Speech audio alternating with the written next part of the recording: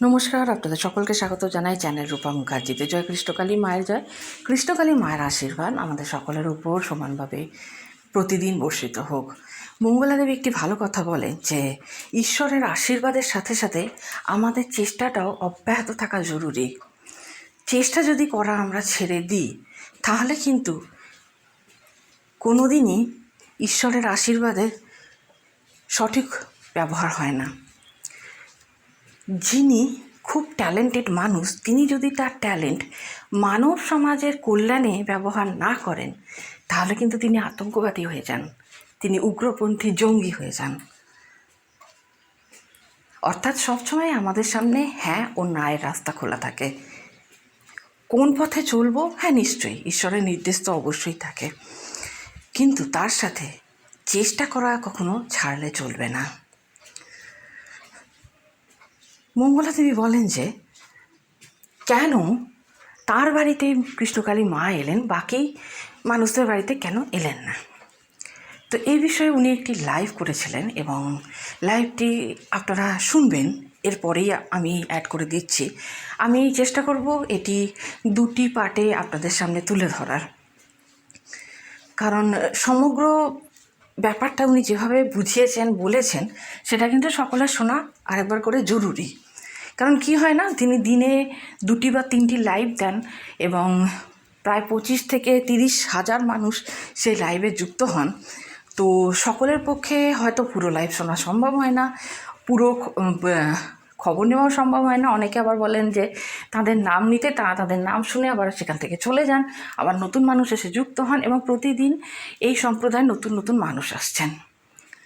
হ্যাঁ, নিজেদের দরকারের খাতিরেই আসছেন, আমি অস্বীকার করছি না, কিন্তু যুক্ত তো হচ্ছেন, তাদের কিছু উপকার তো হচ্ছে।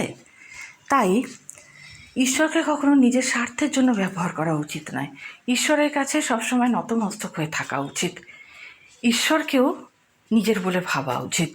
অর্থাৎ আমি কিছু ভালো খাবো, সেটা আমি ঈশ্বরের জন্য রাখবো। দেখুন, মঙ্গলা দেবী যখন কথা বলেন, ওনার কথা বলার ধরন, তার অর্থ এই নয় যে উনি খুব অহংকারী, উনি খুব উদ্ধত এবং উনি নিজের নামের প্রচার করছেন সেই কারণে তিনি এই ধরনের কথাবার্তা বলছেন, মোটেই কিন্তু তা নয়। ব্যাপারটাকে অনেকে খারাপভাবে প্রেজেন্ট করছে, অনেকে এমনভাবে কিছু কথাবার্তা তুলে ধরে শর্টস বানাচ্ছে, তাতে মনে হচ্ছে যেন যে মঙ্গলা দেবী মঙ্গলা দেবীর চেয়ে বড় আর কি স্বার্থপর এই দুনিয়াতে দুটো কেউ নয়। তিনি নিজের মহানতার কথা নিজেই প্রচার করেন না। তিনি বলতে চাইছেন যে তিনি যেমন সর্বদা মায়ের চিন্তায় ব্যাপৃত থাকেন, সর্বদা ভাবেন যে তার ছোট্ট গোপাল, আমি আবারও বলছি এই গোপাল তার ছেলের কথা বলা হচ্ছে না, উনি নিজের পুত্র সন্তানের নামও গোপাল রেখেছেন এবং তিনি ছোট কৃষ্ণ ঠাকুরের ছোট বয়সের রূপকেও তিনি গোপালই বলে সম্বোধন করেন। তিনি সবসময় ভাবেন যে গোপাল কী খাবে, গোপালকে কী দিয়ে স্নান করাবো, গোপালকে কী পরাবো, গোপালের কীভাবে সেবা করব, মাকে কীভাবে ভালো রাখবো, মায়ের সাথে লেনদেনের সম্পর্ক রাখবো না।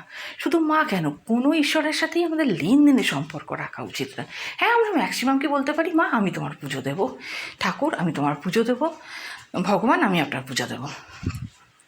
পুজো তো আমরা যে কেউ দিতে পারি, তার জন্য তো জাত ধর্ম কুলশীল কিছু দেখার দরকার নেই। ঈশ্বরের কাছে সকলের পুজোই সমানভাবে স্বীকৃত হয়। এই সমস্যাটা দীর্ঘদিন ধরে চলছে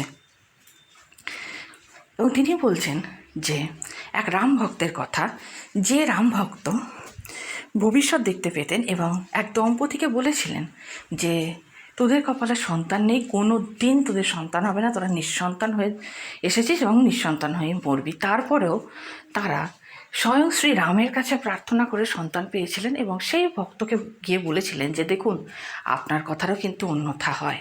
অর্থাৎ ঈশ্বরের ভক্তি, ঈশ্বরের প্রতি সমর্পণের কোনো তুলনা নেই। শুধু মঙ্গলা দেবী বলছেন বলে নয়, যে মানুষ জীবনে এটা একবার অনুভব করবেন তার কিন্তু আর কখনোই কোনো মানুষের সহায়তা লাগবে না, এটা আমাদের মনে রাখা জরুরি। আসুন শুনে নিই মঙ্গলা দেবীর বিষয়ে কী বলছেন। তবে তার আগে আপনাদের কাছে অনুরোধ, ভিডিওটি ভালো লাগলে অবশ্যই লাইক শেয়ার কমেন্টস করবেন, চ্যানেল সাবস্ক্রাইব করে পাশে থাকবেন। আমরা সবসময় কি করি, জয় কৃষ্ণকালী মায়ের জয় বলি, মা আমার এটা করে দিবি মা, এটা করে দিবি, জয় কৃষ্ণকালী মায়ের জয়। কিন্তু আমরা কেউ গোবিন্দের জন্য কাঁদতে পারি না, আমরা কেউ না। আমি কিছু কথা বলে রাখো, আমি কেন লাইভটা করছি, এতে অনেক সন্তান তো অ্যাড হয়, 20,000-25,000 মানুষ এতে অ্যাড হয়, আর তারাও কিছু শিখবে, আর যেখানে দাঁড়িয়ে আছে তারাও কিছু জানতে পারবে। যে ভুলটা তোমরা করো সেই ভুলটা আমি করি না। কেন করি না? তার কারণ আমাকে অনেক ভক্ত এক কথা বারবার এসে বলে, যে একটা কথা বারবার বলে না, আমি কিন্তু খুব রেগে যাই, এটা অনেকে জানে। তোমার মনের কথা মাকে বলতে হয় না, মা অন্তর জানি, তোমার মনের কথা মা সব জানে। একবার কেউ একজন রাম ভক্ত ছিল, রাম ভক্ত, তিনি সব কথা বলতে পারতেন, ভগবান সব কিছু তাকে দেখিয়ে দিতেন। তা এক মা গিয়েছিল বাচ্চার জন্য, স্বামী স্ত্রী দুজনেই গিয়েছিলেন। সবাই শুনতে পাচ্ছ? সবাই স্বামী এই ধ্যানটা অপ করে আমরা শুনতে হবে, আমার দিচ্ছি। দুই স্বামী স্ত্রী দুজনেই গেছে, তিনি তাকে বলছে যে আমার আমার আমার সন্তান দিতে হবে। তখন উনি বলেছিলেন তোমার স্ত্রীর সন্তান নেই, সন্তান হবে না। তা তিনি যখন যাচ্ছেন গঙ্গাতে, দেখেছেন এক মুনি, কোন এক সাধু বাবা বসে বসে ধ্যান করছেন। তিনি বলেছিলেন যে যিনি রাম ভক্ত তিনি সব কিছু দেখতে পান, তার কথাই ভগবানের কথা একদম সমান। তা তিনি তখন বলেছিলেন যে ওনার সন্তানের কথা বলেছিলেন, তা উনি সন্তান হবে না। তা তখন উনি কি করেছিলেন, তা উনি বলেছিলেন তো সন্তান হবে যা। তা একদিন উনি সেই রাম যে ভক্ত তিনি তার কাছে এসেছিলেন, আচ্ছা প্রভু আপনি তো বলেছিলেন যে আমার স্ত্রী উনি মা হবে না, দেখুন আমার স্ত্রী মা হয়েছে। তখন উনি যে রাম ভক্ত যিনি, তখন উনি পিঠটা ঘুরিয়ে দেখাচ্ছে, দেখ পিঠে মেরেছিল। তার মানে সে ভগবানের কাছে চেয়ে নিয়েছিল, ছিনিয়ে নিয়েছিল। আমাদের ভগবানের কাছে চেয়ে নিতে হবে। চেয়ে মানে কেমন?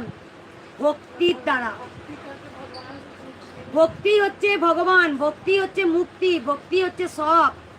আমরা যখন ভক্তিটা করতে পারি না, যখন আমাদের চাহিদাগুলো সমস্যাগুলো গোবিন্দ চরণে অর্পণ করি, তখন গোবিন্দ আরও পিছিয়ে পালিয়ে যায়।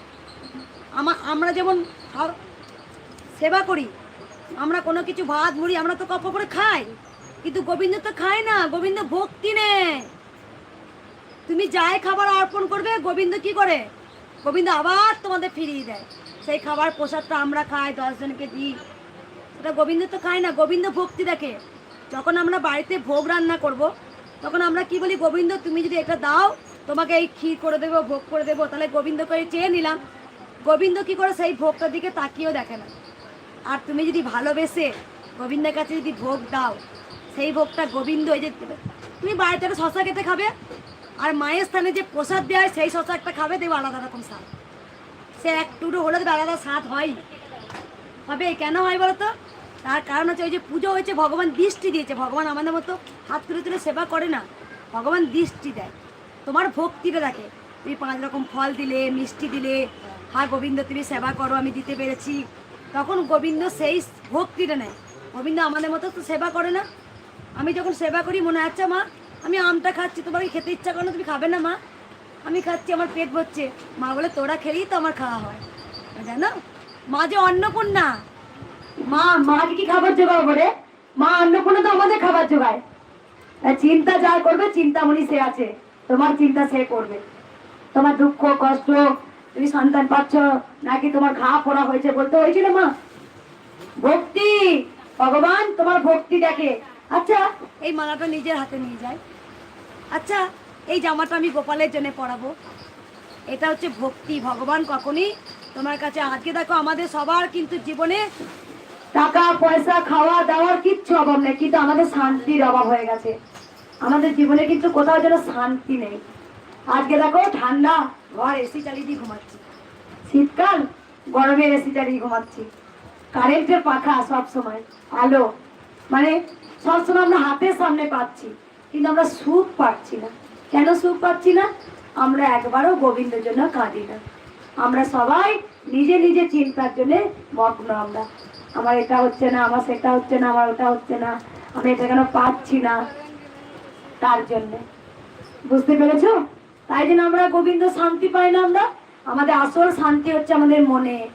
আমরা যখন সব কাজ ভুলে গিয়ে গোবিন্দ চরণে কাঁদবো, অর্পণ করব, গোবিন্দ তোমার যতটা ঘা দিয়েছে গোবিন্দই শুকিয়ে দেবে।